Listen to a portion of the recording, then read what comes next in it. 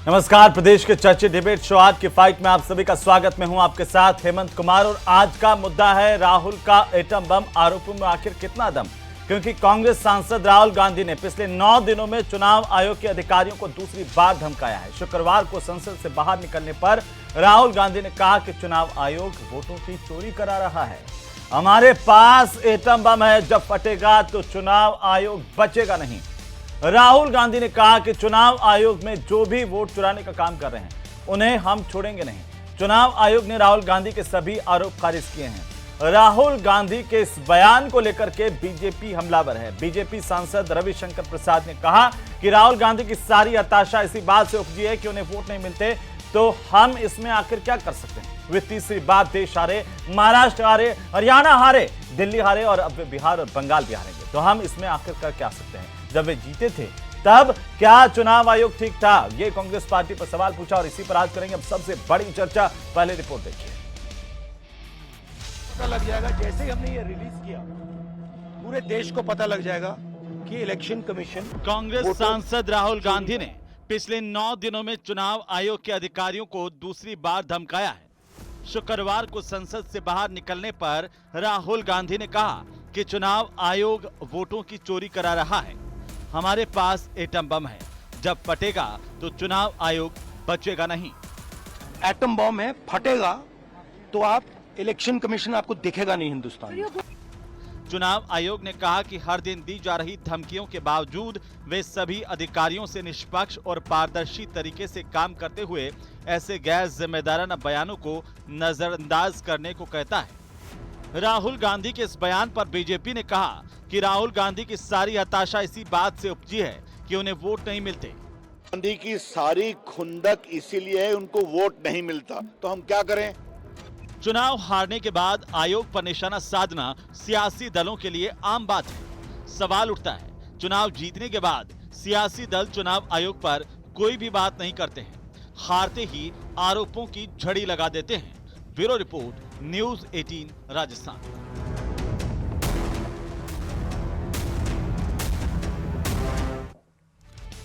तो चलिए आज की चर्चा की शुरुआत करें। उससे पहले आपके महत्वपूर्ण सवाल, और आज जो सवाल हम चर्चा में पूछेंगे वो सबसे महत्वपूर्ण सवाल नंबर 1 ये कि राहुल का एटम बम, आखिरकार राहुल गांधी ने जिस तरीके का बयान दिया है उनके आरोपों में कितना दम है, ये पूछेंगे। सवाल नंबर 2 ये कि जीते तो आयोग ठीक, हारे तो वोटों की चोरी, ये क्यों, आखिरकार ये रवैया क्यों है, इस पर भी हम बात करेंगे, पूछेंगे। और सबसे महत्वपूर्ण सवाल नंबर 3 कि सबूत और कोर्ट जाने से आखिरकार दूरी क्यों है। अगर आपके पास इतने सबूत हैं, एटम बम है, तो आखिर कोर्ट क्यों नहीं जा रहे हैं, इस पर भी बात करेंगे। और आज इस चर्चा की शुरुआत करें उससे पहले हमारे साथ खास मेहमान जुड़ चुके हैं। मैं सभी मेहमानों का आपसे परिचय करवा दूं। आज की इस खास चर्चा में हमारे साथ हैं राखी राठौड़, भारतीय जनता पार्टी की प्रवक्ता हैं, और साथ ही हमारे साथ हैं राजेंद्र आर्य, कांग्रेस पार्टी के प्रवक्ता, आशुतोष रावत हमारे साथ हैं वरिष्ठ पत्रकार के तौर पर, डॉक्टर राकेश गोयल राजनीतिक विश्लेषक के तौर पर मेरे साथ स्टूडियो में। आप सभी का बहुत स्वागत। और हमारे साथ में इसके साथ साथ डॉक्टर मोहम्मद अमीन भी हैं, पूर्व डायरेक्टर हैं चुनाव आयोग के। आप सबका बहुत स्वागत है। और शुरुआत आर्य साहब आपसे कि आज तो बधाई दीजिए प्रदेश की जनता को कि आपके पास ये कौन सा आइटम बम है जो फटेगा तो चुनाव आयोग इस देश में नहीं दिखेगा, और वो कब फटेगा सर?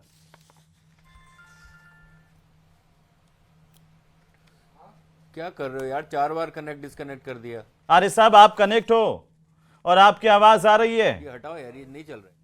चलिए मैं वापस आ जाऊंगा। राखी जी, उनको अभी आवाज नहीं है, वो बताएंगे कि उनके पास कौन सा एटम बम है और वो कब फटने वाला है, ताकि सब लोग सावधान हो जाएं, किसी आम जनता को तो नुकसान नहीं पहुंचे ऐसे एटम बम के फटने से। लेकिन आप ये बताइए कि लगातार देश भर में चुनाव आयोग को लेकर के सवाल खड़े हो रहे हैं, उसकी निष्पक्षता पर, पारदर्शिता पर, और लोकतंत्र के लिहाज से ये ठीक नहीं है। राखी जी क्या कहना चाहेंगे जब राहुल गांधी कह रहे हैं कि चुनाव आयोग वोटों की चोरी कर रहा है? देखिए हेमंत जी, राहुल गांधी जी क्या कहते हैं, क्या करते हैं, इस बारे में देश की जनता भली भांति जानती है। पिछले कई सालों में हम लोगों ने उनके बहुत सारे स्टेटमेंट्स देखे जिसका ग्राउंड लेवल पे फैक्ट्स वो दे नहीं पाए। उन्होंने एक बार कहा था कि अगर लोकसभा में 15 मिनट बोलने का मौका मिल जाएगा तो सुनामी आ जाएगी। एक पत्ता भी हिलता किसी ने देखा क्या? तो वो क्या बोल रहे हैं, क्या नहीं बोल रहे हैं, इस बारे में मुझे लगता है कि देश की जनता उन पर विश्वास नहीं करती है। इलेक्शन कमीशन की जहां तक बात है, मुझे लगता है कि बिहार में जो होने वाली इनकी हार है अगर पिछले चुनावों में चाहे विधानसभा चाहे लास्ट ईयर का लोकसभा चुनाव में देखेंगे तो कांग्रेस पार्टी का वोट परसेंटेज इतना कम था। उनको मालूम है कि आगे आने वाले समय में भी उनको इसी तरह की स्थिति का सामना करना पड़ेगा, इसीलिए पहले से बचाव कर रहे हैं। जो हार का ठीक रहा है अब की बार इलेक्शन कमीशन पे डालेंगे, उससे पहले ईवीएम का इनके पास बहाना था, कभी आरक्षण की बात करते हैं, कभी संविधान की बात करते हैं, लेकिन फैक्ट्स नहीं देते।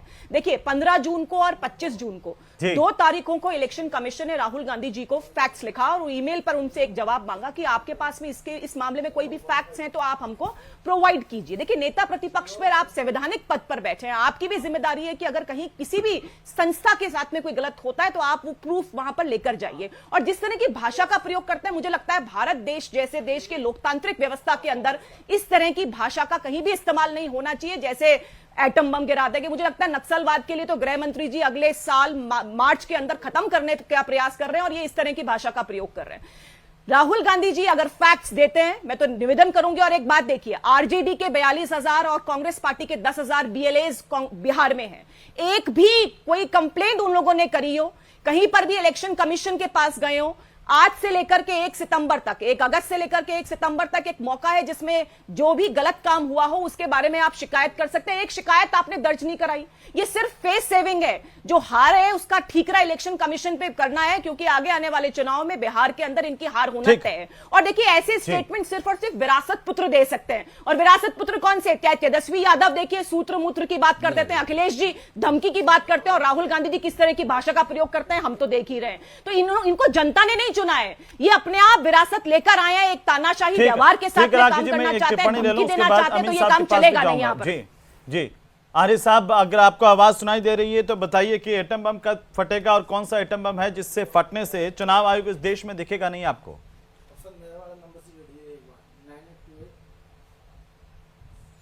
तो आरिफ साहब तक अभी आवाज नहीं जा रही, कोशिश करेंगे उनसे कनेक्ट हो जाएं। लेकिन अमीन साहब, ये जो राहुल गांधी का बयान है उसे आप किस तरीके से देखते हैं? अगर लोकतंत्र के हिसाब से देखा जाए और जनता ये सवाल करे अपने चुनाव आयोग से, क्योंकि कहा जाता है कि चुनाव जब तक निष्पक्ष पारदर्शी नहीं होंगे लोकतंत्र मजबूत नहीं होगा। देखिए वो खुद ही संविधान की किताब लेकर घूमते हैं चारों तरफ, कभी देखा गया इनको, और हर जगह उनके हाथ में होती लाल रंग की किताब। तो उनका ये कहना कि एटम बम है जिससे ऐसे फूटेगा तो इलेक्शन कमीशन नजर नहीं आएगा, इतनी गलत बात है उनकी। और ये वो शख्स कह रहा है जिसकी के नाना दादी, फादर, मदर, सिस्टर और खुद भी वो दो जगह से जीते। उनका ये बयान अशोभनीय है। एलओपी होने के बावजूद भी और सांसद चुने जाने के बाद भी इस तरह की बचकाना हरकतें करना मैं उसको कंडेम करता हूँ।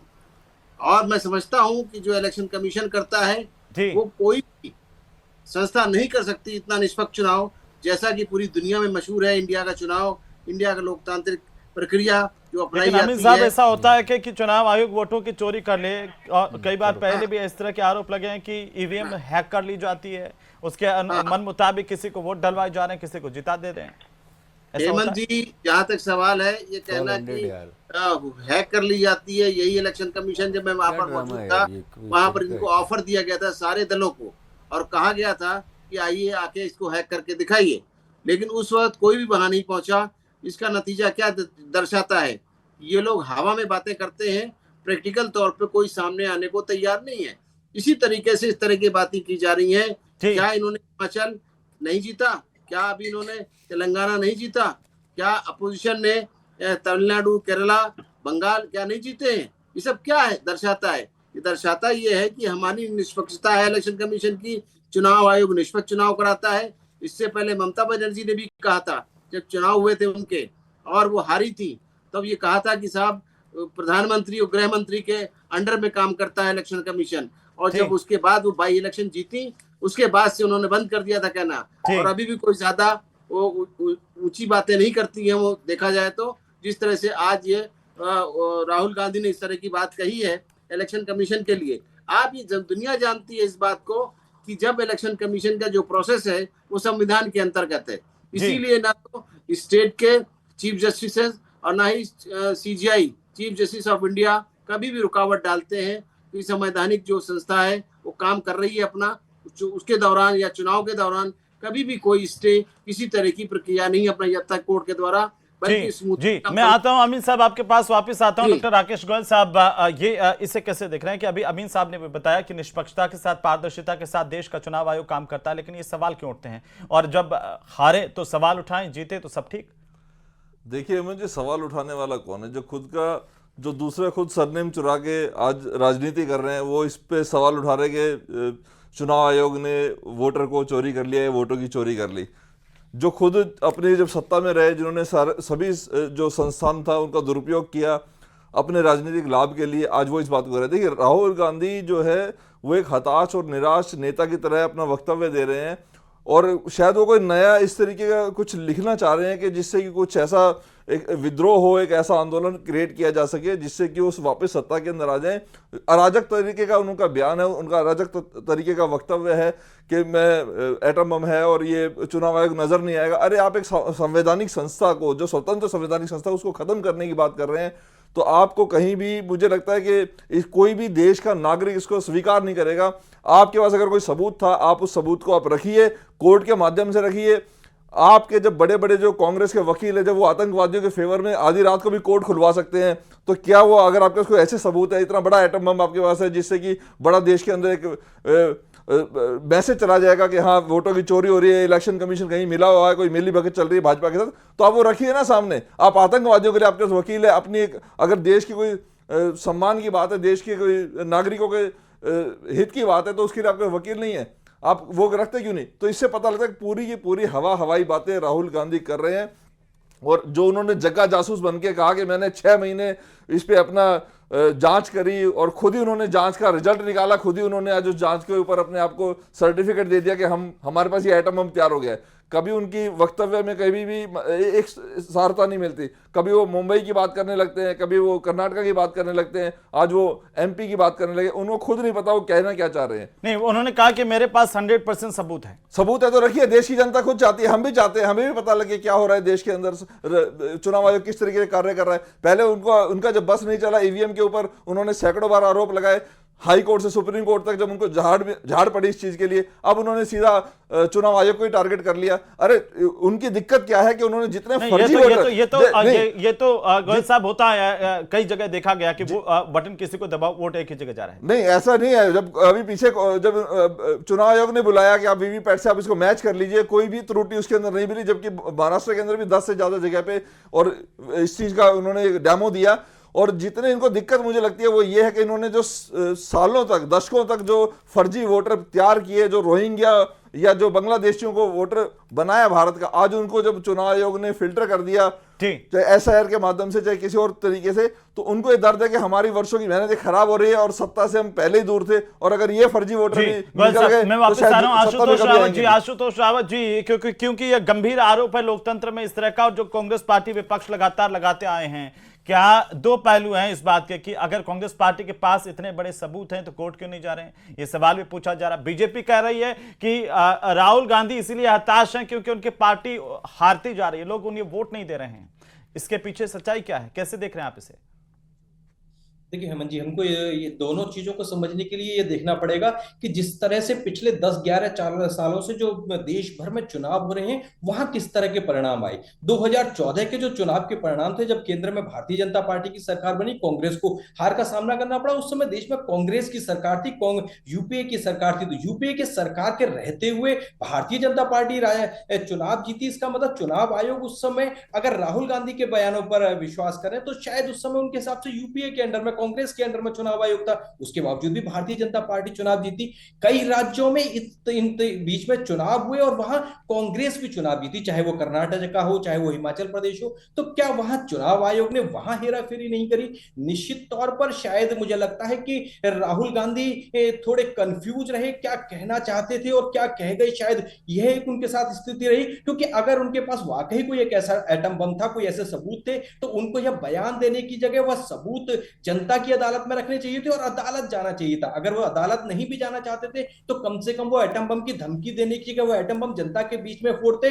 तो इस देश के अंदर लोकतांत्रिक व्यवस्थाएं इतनी मजबूत हैं, इस देश के आम आदमी का लोकतंत्र में इतना विश्वास है कि वो उनकी बात को धीर गंभीरता के साथ सुनता और उस पर उसके पहलुओं को तलाश करने की कोशिश करता है। लेकिन शायद उन्होंने सनसनी फैलाना ज्यादा बेहतर समझा, बशर्ते उन सबूतों को सामने रखने की। दूसरा वो ऑप्शन उनके पास अदालत पहले से ही खुला हुआ है, सुप्रीम कोर्ट जा सकते हैं, कोर्ट जा सकते हैं, लेकिन उसकी जगह मुझे लगता है कि शायद तो आप कह रहे हैं कि सनसनी पैदा करने के लिए इस तरह के बयान दे रहे हैं राहुल गांधी? राहुल साहब जी बिल्कुल, देखिए लगता यही है कि ठीक शायद है, लगता यही है।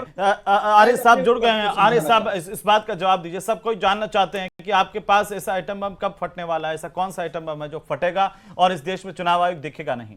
बीजेपी कह रही है कि इसलिए राहुल गांधी इस तरह के बयान दे रहे हैं, हताश हैं क्योंकि वो जीत नहीं पा रहे हैं, लोगों ने उन्हें वोट करना छोड़ दिया है, कांग्रेस पार्टी को वोट नहीं मिल पा रहे हैं, वो हार रहे हैं एक के बाद एक चुनाव।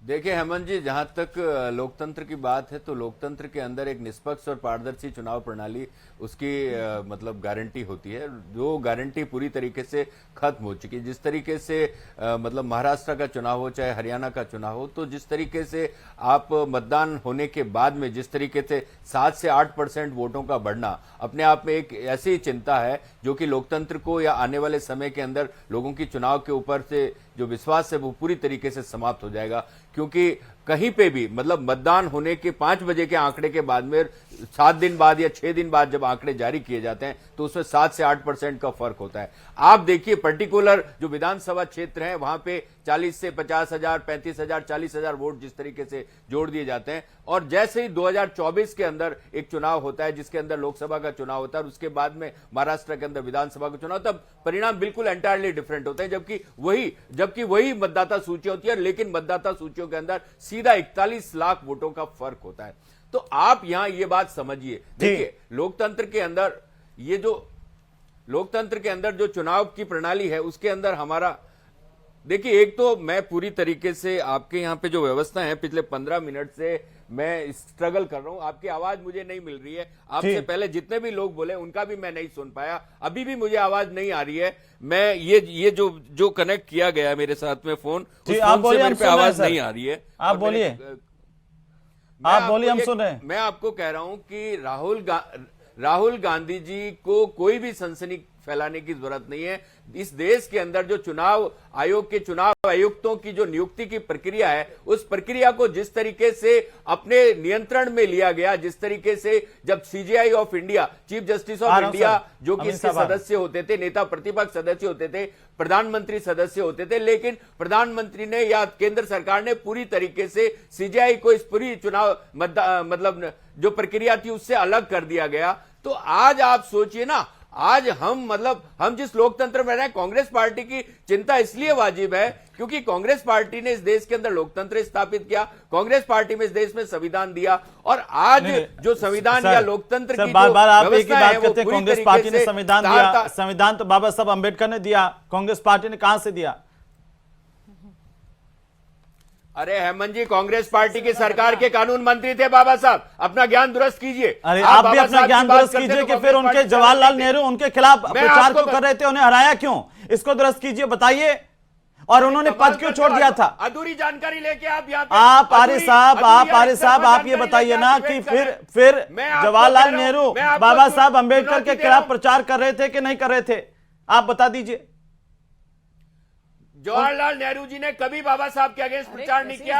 मैं आपको सिर्फ इतना बताना चाहता हूं, कानून मंत्री, इस देश का कानून मंत्री बाबा साहब अम्बेडकर को किसने हराया, उनके खिलाफ कैंडिडेट किसने उतारा? अब आप उसमें जाइएगा तो बहुत बड़ी बहस हो जाएगी सर। लेकिन मैं तो आपसे इतना जानना चाहता हूं कि वो एटम बम कब फटने वाला है? हेमंत जी, वो एटम बम कब फटने वाला है सर? जी मैं कह रहा हूं, देखिए राहुल गांधी जी ने जो फोरकास्ट किए हैं, चाहे कोरोना की बात हो, चाहे अर्थव्यवस्था की बात हो, तमाम उन चीजों, चाहे जीएसटी को लेकर हो, चाहे देश की चाइना का इंट्रूजन जिस तरीके से, वो तमाम बातें सच साबित हुई है। आज देश उनके कॉन्सिक्वेंसेज भुगत रहा है। चुनाव आयोग के पूर्व डायरेक्टर हैं डॉक्टर मोहम्मद अमीन साहब, वो आपसे कुछ सवाल करना चाह रहे हैं सर। राहुल गांधी जी पढ़ने लिखने वाले आदमी हैं। अरे सर, पढ़ने लिखने वाले आदमी, आप बाबा साहब की बात कर रहे थे। अब मैं इस पर जाना नहीं चाहता था, लेकिन मैं इतना जरूर कहना चाहता हूं कि देहांत होने के बावजूद भी आप कुछ भी उनका कहिए, उनका अंतिम लेकिन संस्कार बाबा साहब उनका अंतिम डॉक्टर संस्कार भीमराव दिल्ली में नहीं अम्बेडकर करने को दिया गया, कानून जहां बनने की जिम्मेदारी पर कांग्रेस नेहरू पार्टी परिवार की की नहीं करने दिया, वो सब देश जानता है सर। उस पर जाएंगे तो वो अलग डिबेट हो अरे जाएगी। सर, बाबा साहब के पुतले फूंकने वाले लोग, आप बाबा साहब के पुतले फूंकने वाले लोगों की बात पे विश्वास कर रहे हैं? आप उन्हीं की तरफ से सवाल पूछ मैं उन लोगों की बात कर रहा हूं जिन्होंने बाबा साहब के जो पुतले फूंकने वाले, जिन्होंने बाबा साहब को हराने का काम किया, जिन्होंने बाबा साहब को जीते जी भारत रत्न नहीं दिया, इस देश में वो भी उदाहरण है। इस देश के हुक्मरानों ने जीते जी खुद को भारत रत्न दे दिया। मैं कह रहा हूं वो बहुत बड़ी बहस हो जाएगी, लेकिन फिलहाल अमीन साहब एक सवाल लेना चाह रहे हैं आपसे। अमीन साहब बोलिए जरिए। करिए ना, तो क्या दिक्कत क्या है? देखिए, अब इनको शांत करिए ना, दिक्कत क्या है? अभी इनको शांत करिए। देखिए, पहले मेरी बात सुनिए। अभी इस बात को कह रहे थे कि हमारे देश के जो चुनाव आयुक्त हैं उनको बेईमानी से मतलब बनाया जाता है। अब मैं इनको एक चीज बता दूं, व्यवस्था, चूंकि मैंने इलेक्शन कमीशन के अंदर काम किया तो मैं जानता हूं, जब से आजादी हुई उसके बाद से एक पैनल जाया करता था। ये कब रिटायर हुए थे? इनसे पूछिए पहले, ये पूछिए रिटायर कब हुए थे, ये उसके बाद बात करेंगे। आप कब रिटायर हुए थे? बात करने का हक सिर्फ आपको इस देश में। आप तो सवाल उठाने वालों पर भी इस तरह से बात करेंगे। हारिस साहब, आप सुन तो लीजिए, इतना तो धैर्य रखिए सर। अरे साहब सुन तो लीजिए। 6 आदमी बैठे, 6 आदमी एक ही बात करेंगे, 5 आदमी एक बात करेंगे। अरे सर, क्यों आपको ऐसा लगता है कि आप जो बोल दें, राहुल गांधी बोल दें, पूरा देश वही बात करे, चाहे वो गलत हो? राहुल गांधी बोल रहे हैं सही है, राहुल गांधी जो बोल रहे हैं सही है, क्योंकि देश तो बताइए ना, एटम बम कहाँ है? क्यों नहीं फट रहा अब तक? सर, क्यों नहीं फट रहा अब तक एटम बम? कहाँ है? जिसकी वजह से उनको जान गंवानी पड़ी, वही बलिदान नहीं देता। एक एक करके सर। आरिफ साहब मेरा निवेदन आपसे, आरिफ साहब एक बार सुन लीजिए ना, सवाल सुन लीजिए, उसके बाद आप जवाब दीजिएगा। सर आरिफ साहब इतने उत्तेजित मत, एक मिनट धीरे से, एक मिनट धैर्य रखिए। आप लोकतंत्र की बात करते हैं, आप संविधान की बात करते हैं, और आप किसी को बोलने नहीं देना चाह रहे, सवालों से भाग रहे हैं सर। हेमंत जी, अमित साहब बोलिए। शांति से सुन लीजिए। सवालों से मैं नहीं भाग रहा हूं, तो सुन लीजिए, जब आप सुनेंगे नहीं तो जवाब कैसे देंगे सर? सुनिए अमित साहब, सुनिए, बोलिए। हाँ, मैं ये कह रहा था कि जब से हमारा इलेक्शन कमीशन बना उसके बाद से जब तक 2013 तक एक पैनल जाता था अधिकारियों का, रिटायर्ड या सेक्रेटरी गवर्नमेंट ऑफ इंडिया जो होते थे 3 का, और पैनल में से एक गवर्नमेंट चुन लेती थी, वो प्राइम मिनिस्टर करते थे। और जब ये बात आई, हमारे जो चुनाव आयुक्त चुने गए टंडन साहब पंजाब कैडर के, तो उस वक्त बात आई कि इनको कितनी जल्दी चुन लिया गया, और ये बात आई कि इनके साथ ये उसके लायक नहीं थे, पोस्ट के ना काबिल थे, ना ही क्वालिफाई कर रहे थे। संक्षेप में सर, वो IAS अफसर थे, क्वालिफाई कर रहे थे। सिर्फ ये हुआ कि जल्दी में उनका सिलेक्शन किया गया, क्योंकि सारी प्रक्रियाएं पूरी होती भारत सरकार के पास, 24 घंटे के अंदर उनका किया गया। इस बात को लेके पत्रावलियां या जो फाइल्स थी वो CGI ने मंगाई, चीफ जस्टिस ऑफ इंडिया ने, और देखा कि ये बिल्कुल चुनाव जो था करेक्ट था, हर तरीके से क्वालिफाई कर रहे थे वो हमारे जो चुनाव बनाए गए थे। रही बात इस बात का, उन्होंने ये कहा कि सरकार को नियम बनाने चाहिए, यानी सरकार को नियम बनाने चाहिए चुनाव आयुक्तों के चुनाव के लिए। तो उसके लिए उन्होंने कहा कि जब तक नहीं बनता है ये कानून, तब तक CGI उसमें रहेंगे मेंबर, अपोजिशन लीडर होंगे। सर अमित साहब ये बहुत लंबा हो जाएगा, लेकिन मेरा इतना कहना है कि ये चुनाव आयोग की जिम्मेदारी है कि देश का अगर एक भी नागरिक इस चुनाव प्रणाली को लेकर के सवाल खड़े करता है तो उसकी शंकाओं का समाधान किया जाए। यह भी सच है सर लोकतंत्र में।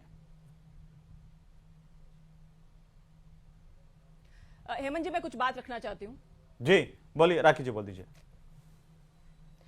हेमंत जी, ये 17 गैर प्रारूप होता है। जब भी कभी कोई इलेक्शंस होते हैं तो बूथ एजेंट, चाहे वो कांग्रेस पार्टी का हो या किसी और पार्टी का, वो बाहर निकलने से पहले एक फॉर्म साइन करता है जहां पे कितने वोट पड़े, कितने वोट वहां पे थे, और इन सब की जानकारी होती है। उनके साइन के बिना ये प्रारूप खत्म नहीं होता। जैसे इस प्रारूप के अंदर 2 एजेंट्स के साइन है, जिसमें एक कांग्रेस और एक बीजेपी का है। तो ये जब कहते हैं कि महाराष्ट्र के अंदर 6 से 7% वोटर्स बढ़ गए, इसका मतलब जिस एजेंट को आपने अंदर बिठाया था उस पर विश्वास नहीं था। वो कह रहे हैं कि मतदान के बाद 2 दिन बाद ऐसा कैसे होता है कि प्रतिशत अचानक से बढ़ जाता है? नहीं पॉसिबल है, ये नहीं पॉसिबल है। जब काउंटिंग होती तो इसी प्रारूप से चेक होता है, इसी प्रारूप से काउंटर चेक होता है। जैसे इस प्रारूप के अंदर 1404 वोट थे और 907 वोट डले हैं, तो 907 की ही काउंटिंग होगी।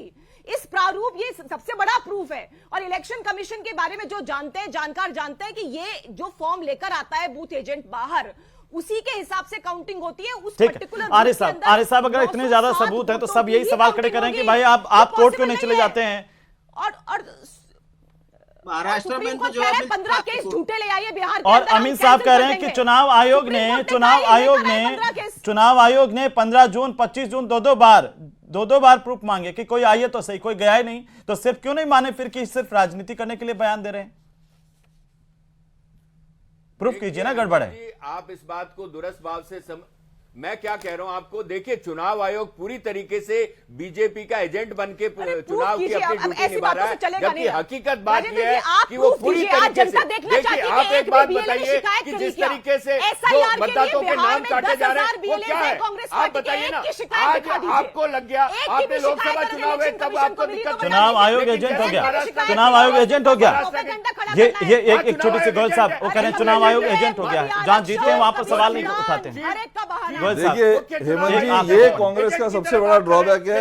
अभी ये लोकतंत्र की बात कर रहे हैं, इन्हें लोकतांत्रिक संवैधानिक संस्थाओं पर, जो स्वतंत्र संस्थाएं हैं उन पर विश्वास नहीं है। ये सिर्फ ब्लेम गेम की राजनीति कर रहे हैं। और अभी ये कह रहे थे लोकतंत्र, अरे ये वही कांग्रेस है। नेहरू जी जब सबसे पहली बार प्रधानमंत्री बने तो लोकतंत्र की हत्या करके ही प्रधानमंत्री बने थे, उनके अपने लिए कोई बहुमत नहीं था कांग्रेस के अंदर भी। यही हमने 71 में देखा, जब इमरजेंसी हिंदुस्तान में लगाई तब भी कांग्रेस ने शामिल होने के लिए आप सभी का, चूंकि ये बहस बहुत बड़ी है। हालांकि लगातार राहुल गांधी चुनाव आयोग को चुनौती तो दे रहे हैं, लेकिन सवाल ये पूछे जा रहे हैं कि जब इतने ही ज्यादा प्रूफ हैं तो न्यायपालिका का सहारा क्यों नहीं लेते, कोर्ट क्यों नहीं चले जाते और सबूत जनता के सामने क्यों नहीं रखते?